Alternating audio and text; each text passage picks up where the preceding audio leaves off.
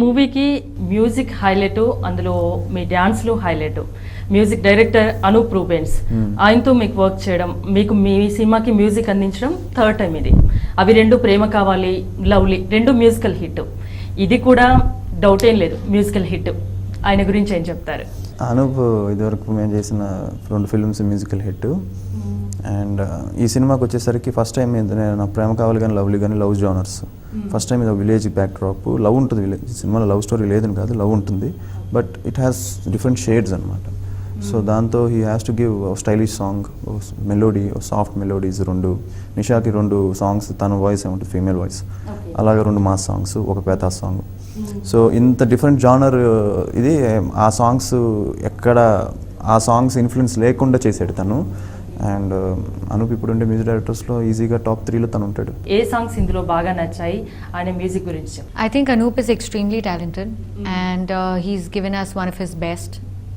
I'm like what he's of course done in the past is amazing, but I think he's really done a fabulous job. And my favorite songs from the entire album, they're very difficult to choose, but okay. Neela Kasamlo merise chandrudive riffuna neelaku jari nakai vachave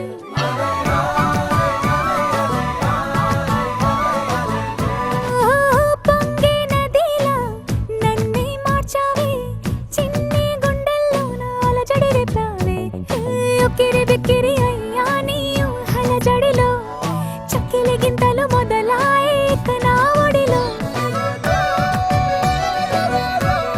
20 years తర్వాత Urvashi Sharada, super star Krishna కలిసి మీ మూవీలో నటించడం మీకు ఎలా ఉంది? I think Sharda Garu is I can safely say she's one of the highlights of the film. She of course creates magic as we have seen in the past, and she has recreated it again on screen. And every time you see her on screen, it's definitely her presence is going to touch your heart. So I think she's amazing in the film. I didn't have too many combination scenes with her, but whatever little we worked together, I really enjoyed myself working with her. ఇద్దరు నిజంగా చాలా పెద్ద ఆర్టిస్టులు, చాలా సినిమాలు తీశారు, చాలా super hit movies తీశారు. చాలా రోజుల తర్వాత మీ మూవీలో వాళ్ళకి యాక్ట్ చేయాలని ఎలా అనిపించింది? శారద గారు అనుకున్న తర్వాత అశోక్ చెన్నైకి కథ చెప్పారు, ఆవిడ బాగా నచ్చింది కదా. అండ్ ఆవిడ అయినంత నిషా చెప్పినట్టు చాలా ఆవిడ ఎప్పుడు చూసినా జాలేస్తుంది సినిమాలో, అయ్యో అనిపిస్తుంది, అంత బాగా చేశారు, అంత క్యారెక్టర్ డిమాండ్ దట్ సింపతి. నేను ఫస్ట్ నుంచి అశోక్ అశోక్ గారు శారద గారు క్యారెక్టర్ సింపతి వర్కౌట్ అవుతే సినిమా షూర్గా హిట్ అవుతుంది అనే మేము అనుకున్నాం.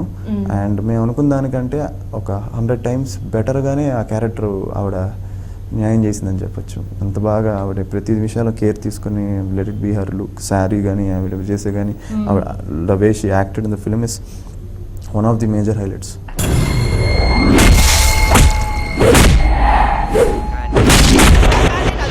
ఇతని పేరుకే సుకుమార్ నాయనా, మరి రాక్షసున్నాయనా?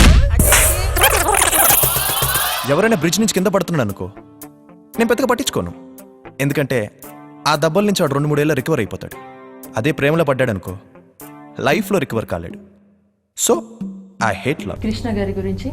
కృష్ణ గారికి నాకు పెద్ద కాంబినేషన్ లేదండి, చాలా తక్కువ చేసాం. బట్ స్టిల్ ఆయనతో అంటే ఆయన మా సినిమాలో చేయడం అనేది మా ఇద్దరు అదృష్టం. అందరూ ఆ whole units very lucky because super star ఆయన. సో ఆయన చేసిన చిన్న క్యామియో రోల్ అని చెప్పొచ్చు. ఆ రోల్లో చాలా powerful role, but very nice and చాలా బాగా చేశారు. మిగతా క్యారెక్టర్స్ గురించి చెప్పండి. దీంట్లో కృష్ణ గారు, శారద గారి గురించి, మీ ఇద్దరి గురించి తెలుసుకున్నాం.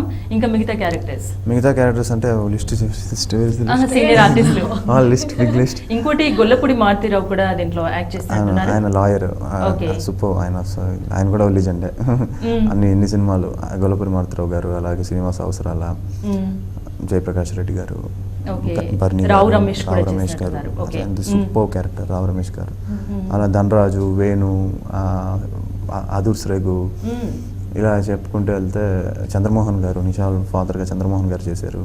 సంజయ్ గారు మా ఫాదర్గా సంజయ్ గారు చేశారు. అలానే Bigg Boss list MS Narayana గారు. అయినా ఈడేట్రా సిరాగ్గా సగం చెప్పి ఊరుకుంటాడు, మొత్తం చెప్తే టెన్షన్ సినిమా చూసేస్తాంగా హాయిగా.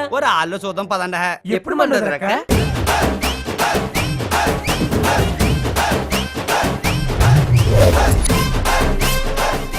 Tom tarikta, tem tarikta, tam top top. కుర్రోడు మంచి స్పీడ్ ఉన్నాడు. మర్రి కాంపిటీషన్ ఫుల్ అమ్మా ఇక్కడ. మా ఏర్పాట్ల మేము ఉండమా ఏంటి తెరియమ్మా. కంగారు పడకండి, తెలుసు. మొత్తం మూవీ రొమాంటికా, ఫ్యామిలీనా, రొమాంటిక్ లవ్ స్టోరీనా, కామెడీ మూవీనా, లేకుంటే ఫ్యామిలీ ఎంటర్టైనరా? ఏం చెప్తారు మూవీ గురించి? మూడు కలిపి.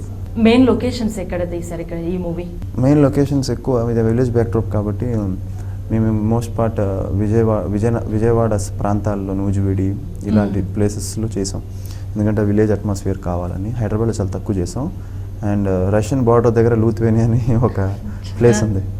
అది మా డైరెక్టర్ మ్యాప్లో వెతికి పట్టుకొని అక్కడ షూట్ చేయడం జరిగింది. కానీ అక్కడ ఆల్రెడీ హాలీవుడ్ ఫిల్మ్ ఒకటి క్వీన్ ఎలిజబెత్ అని చెప్పి హాలీవుడ్ ఫిల్మ్ చేశారు. తెలుగు ఫిల్మ్స్ ఇంతవరకు ఎవరు చేయలేదు. బట్ చిన్న రిస్క్ తీసుకున్నాం. కానీ ఈరోజు సాంగ్స్కి విజువల్గా చాలా బాగుంది అనడానికి కారణం ఏంటంటే ఆ ఫ్రెష్నెస్ వల్ల. అండ్ టాకీ కూడా దగ్గర 5 days చేసాం. సినిమాటోగ్రఫీ దాని గురించి ఏం చెప్తారు? సూపర్. ఈ సినిమాకి పెద్ద హైలైట్ అని చెప్పొచ్చు. సాయి శ్రీరామ్ అని. తను ఇంతవరకు పిల్ల జమీందార్, మేము వయసుకు వచ్చాం కూడా చాలా బాగుంటుంది. బట్ ఈ సినిమాలో తను వచ్చేసరికి తను తీసుకున్న కేర్ చాలా బాగుంది. సాంగ్స్ చాలా బాగా పిక్చరైజ్ చేశాడు. యాక్షన్ ఎపిసోడ్స్ కూడా చాలా బాగా చేశాడు. సీన్స్లో కూడా చాలా గ్లామరస్గా తన లైటింగ్ స్కీమ్స్ కానీ అంత బాగుంది. ఒక విలేజ్ బ్యాక్డ్రాప్లో చేసినా కూడా కొత్తగా ప్రజెంట్ చేశాడు. సో సినిమాటోగ్రఫీకి చాలా మంచి పేరు వచ్చింది. అండ్ పెద్ద సినిమాలా కనిపిస్తుందని చెప్పారు. సో సాయి శ్రీరామ్ గారికి. ప్రొడ్యూసర్స్ గురించి? Have been very helpful. They've taken care of everything that we have ever needed on sets, and yeah, they've been really good. Ari tungi tungi suda maku sandama